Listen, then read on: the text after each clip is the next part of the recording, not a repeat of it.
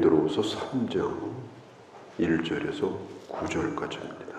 베드로의 첫 번째 편지가 베드로전서, 두 번째 편지가 베드로후서입니다. 오늘 1절에 보면 베드로는 두 번째 편지를 쓰는 이유가 뭐냐? 너희의 진실한 마음을 일깨워 생각나게 하기 위해서다. 진실한 마음을 일깨워. 신앙생활을 처음 시작할 때 진실한 마음이 있었습니다. 주님을 사랑할 때 진실한 마음이 있었습니다. 그런데 시간이 지나가면서 그 진실한 마음이 점점 사라집니다. 진실한 마음이 변질됩니다. 계시록 2장에 보면은 에베소 교회를 향해서 성령께서 말씀하기를 너희가 열심히 봉사하고 이단도 지키고 겉으로 볼 때는 조금도 달라진 것이 없는데 한 가지 심각한 문제가 있다. 그것이 뭐냐? 처음에 가졌던 그 진실한 사랑을 잊어버렸다. 그것을 어디서 잃어버렸는지 찾도록 해라. 신앙생활을 겉보기에는 잘하고 있습니다. 문제가 없어 보입니다. 그런데 깊이 들여다보면 이제는 건성으로 하는 겁니다. 형식적으로 하는 겁니다. 체면 때문에 하는 것입니다. 해오던 습관대로 하고 있는 것입니다. 진실한 마음이 사라졌습니다. 베드로 사도는 그 진실한 마음을 일깨우기 위해서 이 두 번째 편지를 쓴다. 아무리 진실한 마음도 아무리 진실한 사랑도 변질될 수가 있다라고 하는 것을 우리는 알아야 됩니다. 왜냐하면 우리가 살고 있는 이 세상이 너무나 악하기 때문에 그렇습니다. 그냥 되는 대로 놔두고 살면 나도 모르는 사이에 내 순수함이 다 깨져버립니다. 이상한 것이 내게 잔뜩 묻어가지고 변해버리고 마는 거예요. 군대에 가면 수송부라고 있어요. 수송부 앞에 가면 큰 글씨로 거기 써 있습니다. 닦고 조이고 기름치자. 왜냐하면 출동 명령이 내리면 바로 시동을 걸고 움직여야 되는데 이걸 안 해놓으면 이게 큰 문제가 돼요. 그래서 매일마다 닦고 매일마다 조이고 매일마다 기름치자. 우리의 영혼도 늘 전시 가운데 살아요. 언제 어떤 일이 생길지 또 무슨 일을 만날지 우리는 전혀 알지 못합니다. 변질이 돼서 전혀 다른 사람처럼 말하고 다른 사람처럼 행동하고 이게 달라져 버리게 되는 거예요. 그래서 우리는 우리 영혼도 늘 자기 자신을 돌아보는 생활, 자기 스스로를 시험하여 늘 내가 어떤 사람인가, 내 자신을 늘 돌보는 생활, 이게 필요합니다. 어제까지는 알고만 있었어요. 내가 자는 사이에 와가지고 가라지가 뿌리 줄도 모르고 시간이 지나는데 이상하게 잡초가 나는 거예요. 그러다 보니까 나중에는 본질이 사라져버리고 잡초밭인지 알곡밭인지 이렇게 될 수도 있더라. 그래서 진실한 마음을 일깨워 생각나게 하는 것이 대단히 중요합니다.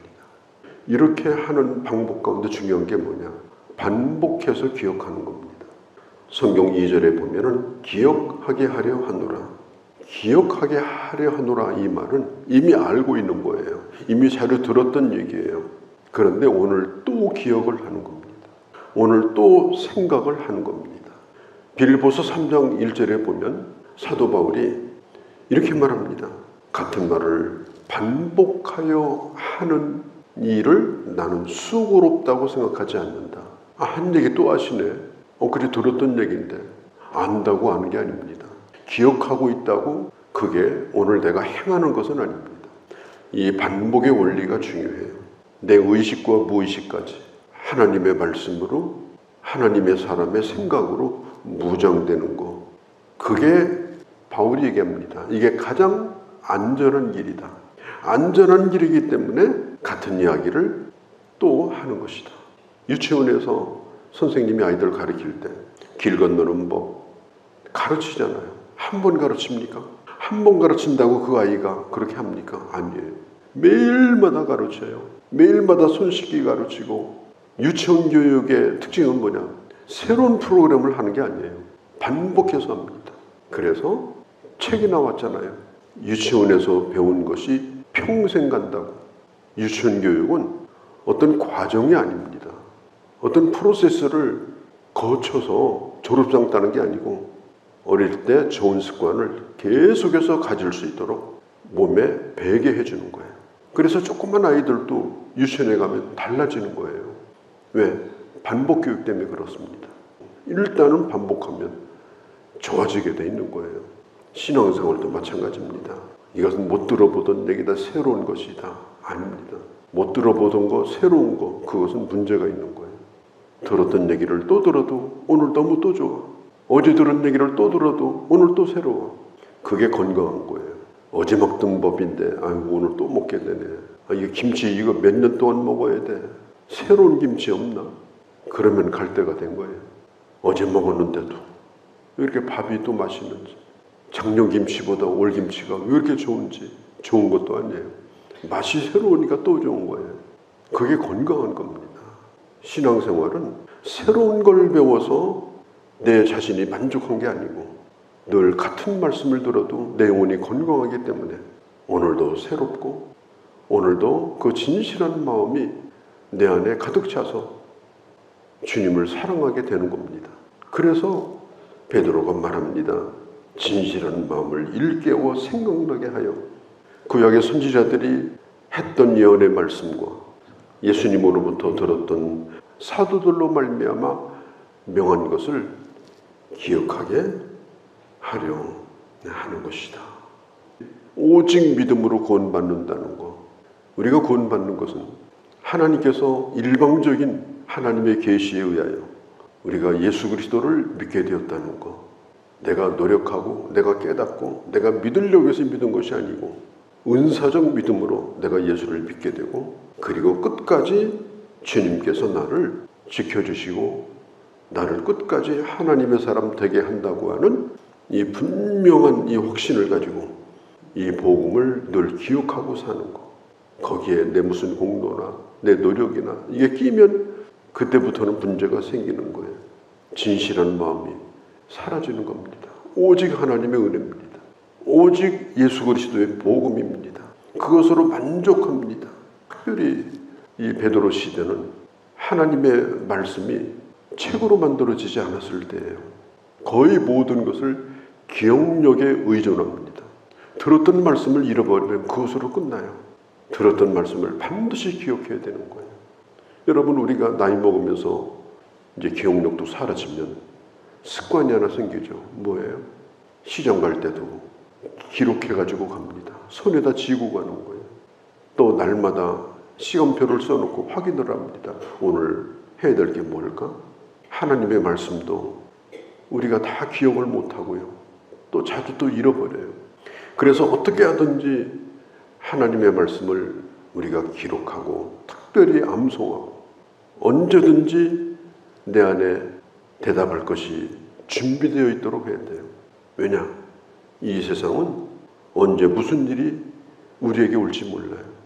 그때 말씀이 생각나야 우리가 갈 길을 가게 되기 때문에 진실한 마음을 일깨우고 그리고 기억을 하도록 하기 위해서 내가 이 편지를 쓰고 있다. 그래서 사도행전 7장에 보면 스데반 집사님 얘기가 나옵니다. 스데반은 사도가 아니에요. 스데반은 집사님이십니다. 그런데 사도행전 7장 전체가 다 설교입니다. 구약 성경을 완전히 꿰뚫은 사람이에요. 꿰뚫었을 뿐 아니라 그것이 복음과 어떤 상관이 있는지 그것을 알고 있었어요. 하나의 사건으로 기억하는 것이 아니라 복음적 사건, 그것이 십자가와 어떤 상관이 있는지 그걸 분명히 알고 있었고 알고 있을 뿐 아니라 누군가에게 그것을 분명히 증거할 수 있는 준비가 된 사람이었어요. 돌에 맞아가지고 죽어갑니다. 아무 정신 없습니다. 소나기처럼 돌이 쏟아지고 피투성이가 됩니다. 무슨 정신이 있겠어요? 그런데 스데반은 죽을 때까지 하나님의 말씀을 증거했어요. 아주 뛰어난 메시지가 이 스데반의 설교입니다. 바울이 스데반이 죽을 때까지 하는 그 설교를 듣고 감동을 받아요. 바울이 최초로 들었던 게 스데반의 설교입니다. 스데반은 집사님이에요. 우리는 핑계대면 안 됩니다. 누구든지 하나님의 말씀을 덜 그 진실함이 상하지 않도록, 기억한 것이 사라지지 않도록 끊임없이 말씀을 읽고 외우고 날마다 묵상하고, 그리고 그 말씀이 언제든지 생각나서 나도 그 말씀으로 살고 어떤 상황에서도 그 말씀을 증거하며 살 수 있도록 그렇게 준비하고 사는 게 중요해요.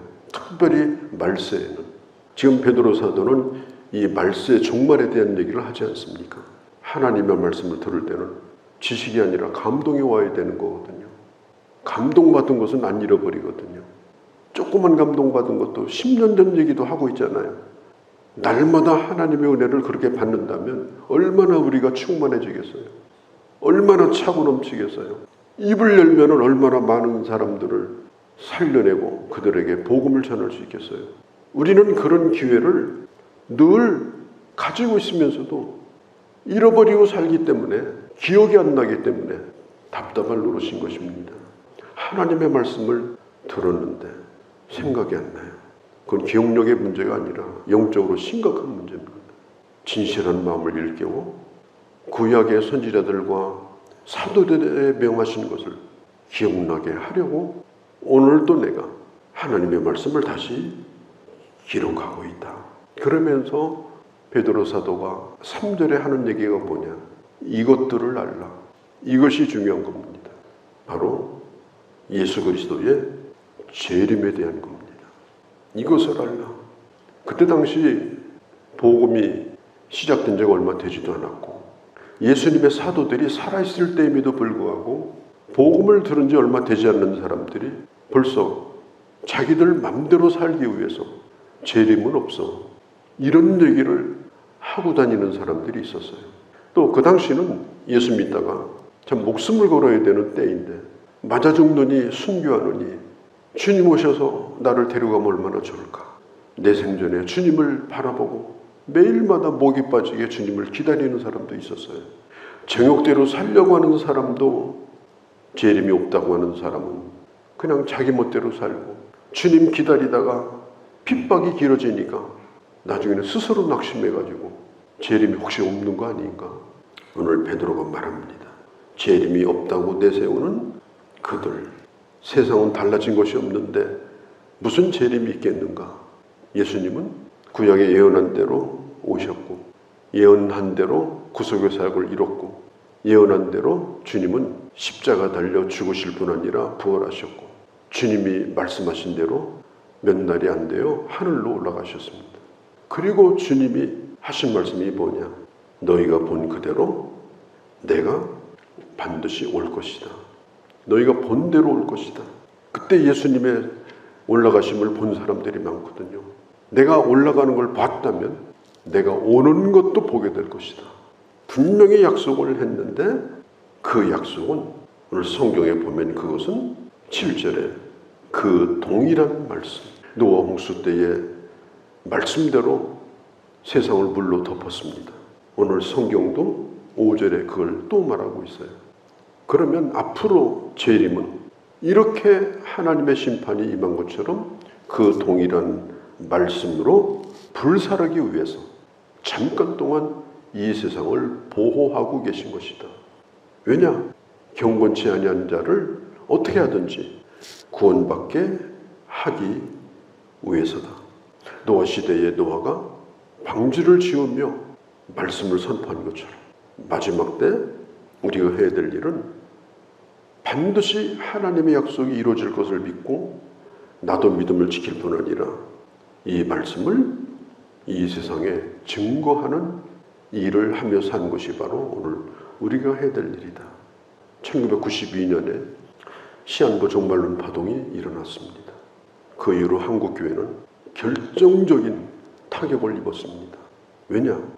그 이후로 종말론 얘기를 교회가 하지 않았습니다.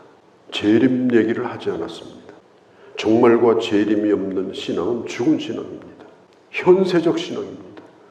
그래서 그 이후로 실제로 부흥이 멈춰져 버리고 복음은 타격을 입었어요. 시한부 종말론도 문제입니다. 때를 정해놓고 언제 온다, 그런 종말론은 참 위험합니다. 재림이 없다는 것만큼 위험합니다. 성경은 말합니다. 하나님의 시간 속에서 오실 것이다. 우리는 우리 시간을 사는 것이 아니라 하나님의 시간을 살아요. 내가 이 세상에서 나서 죽는 것도, 모든 만물이 창조되어서 끝나는 것도 하나님의 시간 속에서 이루어지는 일입니다. 때로는 천년이 하루 같은 것이 하나님의 시간입니다. 하나님의 시간은 천년도 하루예요. 그런데 때로는 하루가 천년 같은 일도 일어나요. 그래서 하나님은 하루에 천지를 창조하셨어요. 하루에 우주를 창조하셨어요. 인간이 천년 만년 할 일도 하나님은 하루에 하시는 분이에요. 그렇기 때문에 그 모든 시간은 주께 있는 것입니다. 이것을 알라, 이것을 알라. 더디다고 생각하는 사람 그 말에 속지 말라. 곧 온다고 시한부 그것도 속지 말라. 하나님의 시간은 천년이 하루가 천년 같은 시간 속에서 우리는 살고 있기 때문에, 다만 우리에게 주어진 이 시간은 한 영혼이라도 구원하려고 하는 하나님의 사랑이 여기 있으니 우리가 할 일은 뭐예요?